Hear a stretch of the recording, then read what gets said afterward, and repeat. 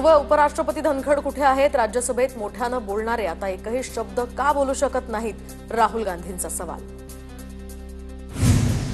केंद्रीय गृहमंत्री शहांकडून लोकसभेत 130वे घटना दुरुस्ती विधेयक सादर। गंभीर गुन्ह्यांमुळे अटक झालेल्या किंवा ताब्यात घेतलेल्या नेत्यांना पदावरून हटवण्याची तरतूद। सलग 30 दिवस जेलमध्ये राहिल्यास पंतप्रधान मुख्यमंत्र्यांसह कोणत्याही मंत्र्याला पदावर राहता येणार नाही। केंद्रीय गृहमंत्री शहांकडून लोकसभेत 130वे घटना दुरुस्ती विधेयक सादर। विधेयक मांडल्यानंतर विरोधकांचा सभागृहात गदारोळ। थेट विधेयकाची कॉपी फाडून शहांच्या दिशेने भिरकावली, तर विधेयक संयुक्त संसदीय समितीकडे पाठवण्याची शिफारस।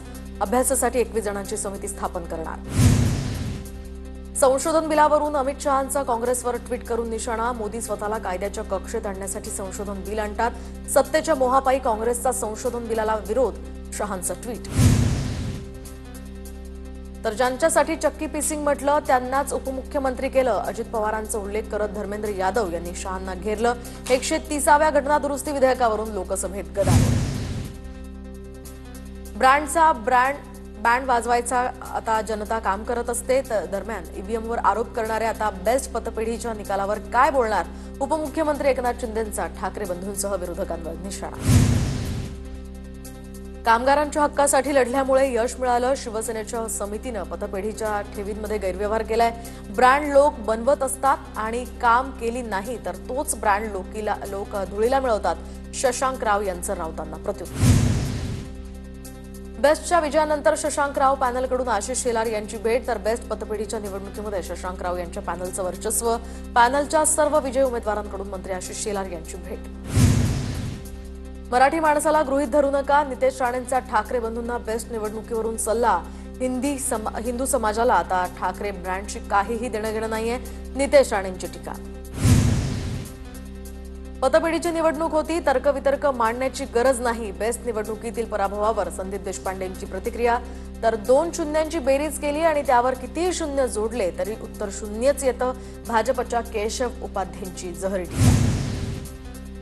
मुंबईतील वांद्रे परिसरामध्ये उपमुख्यमंत्री एकनाथ शिंदेंच्या उपस्थितीमध्ये बैठक। महापालिका निवडणुकांच्या पार्श्वभूमीवर शिंदेंच्या शिवसेनेची ही बैठक। एका नवीन ॲपच्या मदतीनं पदाधिकाऱ्यांची नोंदणी करण्यात येणार।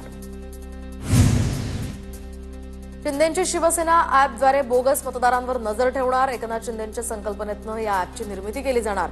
ॲपद्वारे मतदार यादीतील मतदारांचे पत्ते, नाव तपासले जाणार आणि मतदारांची मोजणी सुद्धा केली जाणार। सीएसडीएसचे प्रमुख संजय कुमार यांच्या विरोधात नाशिक नागपुरात गुन्हा दाखल, तर महाराष्ट्रातील मतदार याद्यांमध्ये घोळ असल्याचाही आरोप। निवडणूक आयोगाकडून पोलिसात तक्रार। जिल्हा नियोजन समितीच्या निधी वाटपाचा फॉर्म्युला ठरला, त्यामुळे आता पालकमंत्र्यांच्या मनमानीला चाप बसणार। पालकमंत्र्यांना निधी खर्च करताना अनेक नियमांचं पालन करावं लागणार, शिवाय केंद्रानं ठरवून दिलेल्या दरानं वस्तू खरेदी करण्याच्याही सूचना। दिल्लीच्या मुख्यमंत्री रेखा गुप्ता यांच्यावर हल्ल्याचा प्रयत्न, जनता दरबारावेळी दगड फेकून मारण्याचा प्रयत्न झाला। दरम्यान रेखा गुप्ता जखमी झाल्याची सुद्धा शक्यता, हल्लेखोर ताब्यात। फळं नसलेल्या झाडांवर कुणी दगड मारत नाही असं म्हणत महादेव जानकरांनी शरद पवारांवर टीका करणाऱ्या लोकांना प्रत्युत्तर दिले। पवारांच्या राष्ट्रवादीची मंडल यात्रा जालन्यात दाखल, मंडल यात्रेचं महादेव जानकरांकडून स्वागत। गांधी हत्येसारख्या प्रकाराचं कीर्तनातनं समर्थन करणं चुकीचं, कीर्तनात राजकीय कार्यकर्त्यांनी गोंधळ घालणं सुद्धा चुकीचंच, महाराष्ट्र वारकरी प्रतिष्ठान अध्यक्ष घनश्याम महाराजांचं वक्तव्य। वनमंत्री गणेश नाईकांच्या जनता दरबाराचं पुन्हा एकदा ठाण्यात बॅनर झळकलं। दरम्यान ठाण्यातील राम गणेश गडकरी नाट्यगृहात येत्या 22 ऑगस्ट रोजी जनता दरबाराचं आयोजन।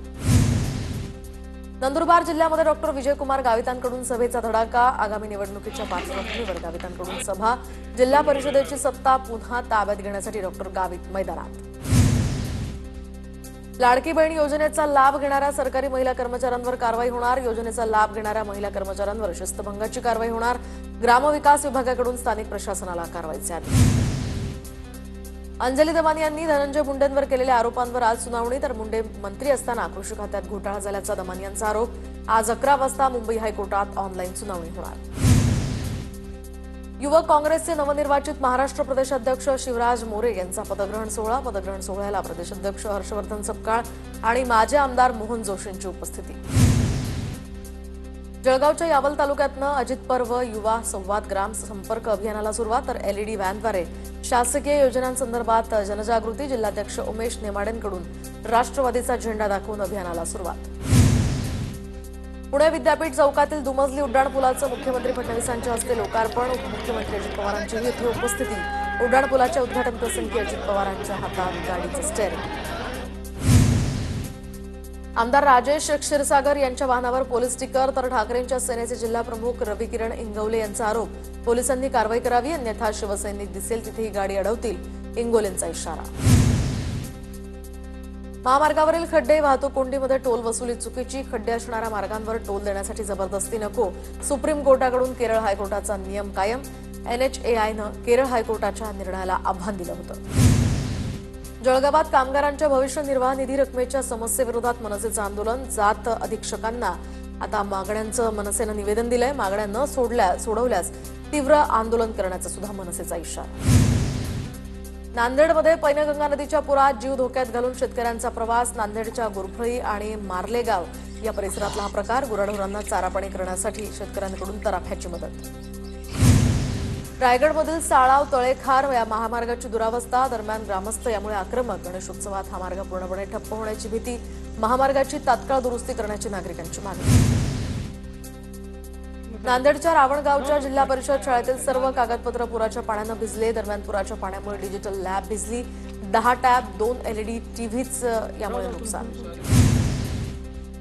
पुण्याच्या राजगडमधील जोरकरवाडीत विद्यार्थ्यांचा वाहत्या ओढ्यातनं जीवघेणा प्रवास। TV9 मराठीनं बातमी दाखवताच प्रशासनानं घेतली दखल। विद्यार्थ्यांना शाळेत येण्या जाण्यासाठी बांबूच्या लाकडांचा तात्पुरता आधार।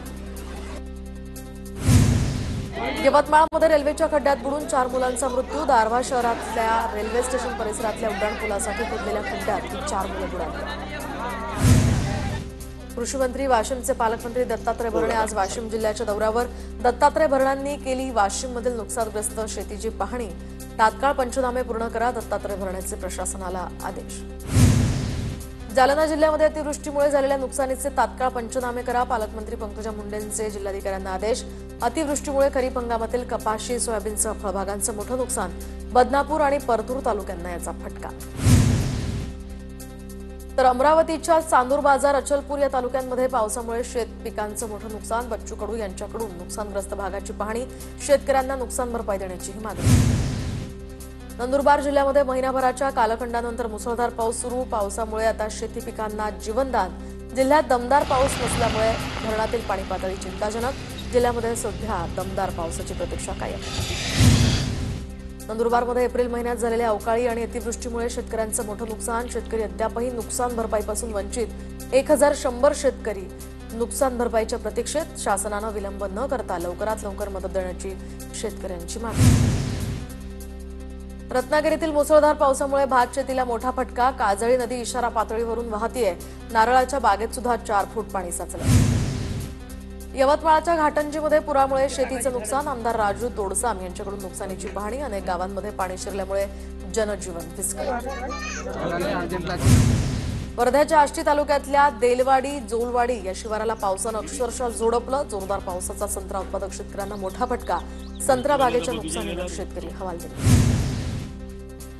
पालघरच्या पिंपळशेतमधील चारोटी वाणगाव या ठिकाणी नवरील पूल पाण्याखाली गेला होता। पुराच्या पाण्यात अडकलेली रिक्षा स्थानिकांनी उचलून पाण्याबाहेर काढली।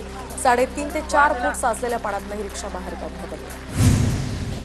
मुसळधार पावसामुळे इगतपुरीतील दारणा धरण 91.72% भरलं। दारणा धरणाच्या 6 दरवाजांमधून 10,284 क्युसेकने विसर्ग। प्रशासनाकडून नदीकाठच्या गावांना सतर्कतेचा इशारा।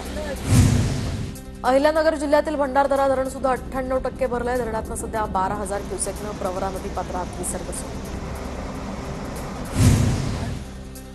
छत्रपती संभाजीनगरच्या कन्नड तालुक्यातील अंबाडी प्रकल्प सुद्धा पूर्ण क्षमतेनं भरला। अंबाडी प्रकल्पातनं शिवना नदी पात्रामध्ये पाण्याचा विसर्ग। नागपूरच्या वडगाव धरणाचे दरवाजे उघडले। धरणातील पाणीसाठा 99.75%वर। नदीकाठच्या गावांना यामुळे सतर्कतेचा इशारा। पंचगंगा आणि कृष्णा नदीच्या पाणी पातळीमध्ये सध्या वाढ। कोयना धरणातनं कृष्णा नदीत 95,000 क्युसेकनं पाण्याचा विसर्ग। तर राधानगरी धरणाचे 2 स्वयंचलित दरवाजे उघडले।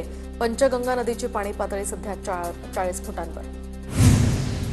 पुण्यात भीमाशंकर पट्ट्यात मागील 3 ते 4 दिवसांपासून मुसळधार पाऊस। चासकमान धरण 100% भरलं। भीमा नदी पात्रामध्ये विसर्ग। नदीकाठच्या गावांना सतर्कतेचा इशारा। पुण्यातील इंद्रायणी नदीच्या पाणी पातळीमध्ये वाढ. कार्ला सदापूर या ठिकाणी नदीचं पाणी पात्राबाहेर. लोणावळा परिसरात शाळांना 2 दिवस सुट्टी जाहीर. ठाणे जिल्ह्याला हवामान खात्याकडून आज रेड अलर्ट. तर भातसा नदीनं ओलांडली धोक्याची पातळी. शहापूरमध्ये झालेल्या पावसामुळे धरण क्षेत्रामध्ये मोठ्या पाण्याची आवक. रायगडच्या नागोठणेमधील आंबा नदीला ओलांडली धोक्याची पातळी. नागोठणे शहरातील मुख्य रस्त्यावर पाणीच पाणी. आंबा नदी लगतची काही दुकानं सुद्धा पाण्याखालीच.